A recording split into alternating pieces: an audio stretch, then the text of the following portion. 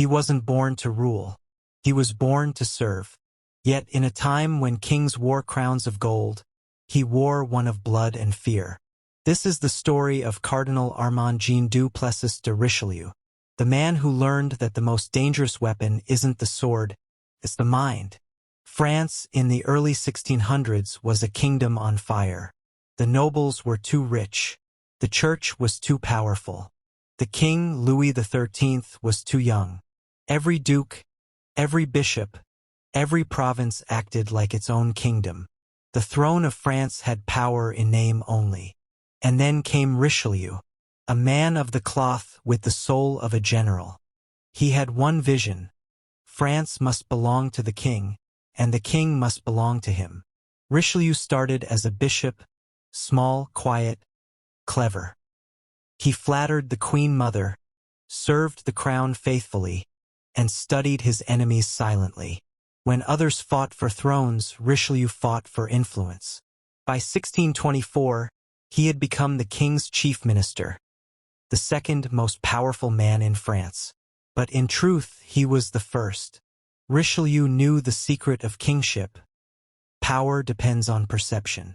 Louis XIII appeared to rule, but Richelieu decided who lived, who died, and who spoke in the royal court. To the nobles, he was a priest. To the king, a servant. But to France, he was a ruler in red. With power came enemies, and Richelieu had more than any man alive. The nobles hated him for breaking their independence. The clergy despised him for placing the crown above the church. Even the Queen, Anne of Austria, plotted his downfall. But Richelieu smiled because enemies gave him purpose. He didn't destroy them with armies. He made them destroy each other. Richelieu will sit at his desk. Forge letters, have them delivered to dukes, cardinals, and even bishops.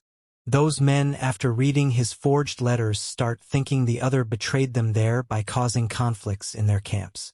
Richelieu believed in control through information. He built France's first modern spy network.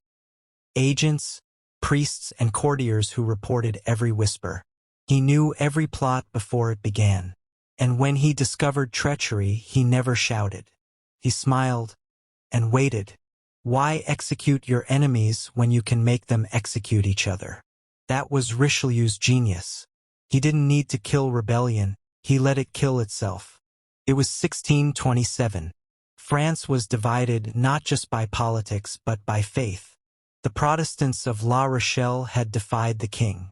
They wanted freedom of worship, but Richelieu saw something else, a threat to his vision of a united France. To him, the rebellion wasn't about religion. It was about control. If France is to stand, there must be one throne, one law, one faith, he said quietly. Then he looked up, his eyes cold as iron. And he vowed to make it so. Instead of attacking the city head-on, Richelieu chose something far more ruthless. He ordered the building of a giant seawall, over 1,400 meters long, cutting off the harbor and trapping the people inside. No ships could enter. No food could escape. It wasn't just a siege. It was slow suffocation. Days turned to weeks, weeks to months. Hunger became their new god. People boiled leather shoes to make soup. Dogs, cats, and even rats became food. Yet the city refused to surrender. To the world, he looked emotionless, a man made of marble. But every decision he made was a calculation. He believed mercy could wait, but order could not. If I must destroy a city, he once said, to save a nation, so be it. By the 13th month, La Rochelle was a graveyard. Of the city's 28,000 people, barely 5,000 remained alive. When the gates finally opened, they didn't march out, they crawled. Richelieu rides through the ruins of the city of La Rochelle on horseback. The wind blows ash through the streets. He looks neither to the dead nor to the survivors. He simply nods once to his officers. Richelieu didn't celebrate. He didn't smile. He simply whispered, "Now there is only one France." For him, this wasn't cruelty. It was discipline. The red-robed cardinal disappears into the fog. leaving behind a silent city. The cross of the Huguenots falls to the ground, crushed beneath a soldier's boot. That day, France became a single, united kingdom. But it came at the cost of tens of thousands of lives, and a lesson the world never forgot. France had survived the Protestants, but Richelieu knew. His real enemies wore crowns, not crosses. The nobles despised him. To them, he was a mere priest who had climbed too high. To Richelieu, they were snakes, whispering, plotting, waiting, and he would crush them one by one. Richelieu had built a network of spies, servants, clerks, even priests. No conversation in France was ever private again. Every letter, every whisper, every secret belonged to him. His enemies called him the Red Spider, and his web covered all of France. One noble, the Duke of Montmorency, raises an army in rebellion. He believes the people will follow him. He is wrong. Richelieu sent troops, crushed the revolt, and stood over Montmorency's body as it lay in the dirt.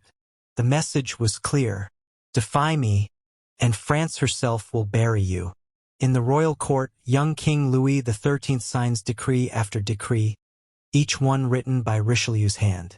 By the 1630s, Richelieu was no longer just a minister. He was the state itself. The king ruled in name, but the Cardinal Richelieu ruled in truth. France was a Catholic nation. Yet Richelieu, a cardinal, did the unthinkable. He sided with Protestants, not for faith, but for power. Generals will often argue around him, asking him, "How can we fight fellow Catholics?" In reply, Richelieu will say, "We fight not for God, but for France." His strategy was cold, but brilliant. By the time the war ended, France stood as the most powerful kingdom in Europe. The emperor's influence was broken, and Richelieu had made France a superpower. Decades had passed. The king had once feared losing his crown. Now he feared losing Richelieu. The two men had fought, argued, even hated each other. Yet they were bound like body and soul. One could not rule without the other. On December 4th, 1642, the man who had ruled France without a crown took his final breath. Cardinal Richelieu is dead.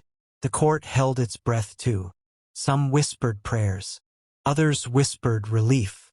Richelieu's enemies celebrated. But the foundations he built, a strong, united France, would outlive them all. And in the years that followed, his shadow still ruled the land. Richelieu was called a tyrant, a manipulator, a man without mercy. But history remembers him as something far greater, the man who turned chaos into order and ambition into empire. He proved that power is not given. It is taken, shaped, and guarded by those who dare to dream beyond morality. And in every modern ruler's shadow, there still walks the ghost of the cardinal. To rule is to serve the future, even if the present must bleed. In every age, men rise to power not through kindness, but through clarity. Richelieu's strength lay not in cruelty, but in control. He understood that to build lasting peace, one must sometimes wage necessary wars. Crossed swords tell us. Do you believe his actions were justified? Comment below, and subscribe to Tales of Kings and Power, where history's most cunning minds still whisper their secrets.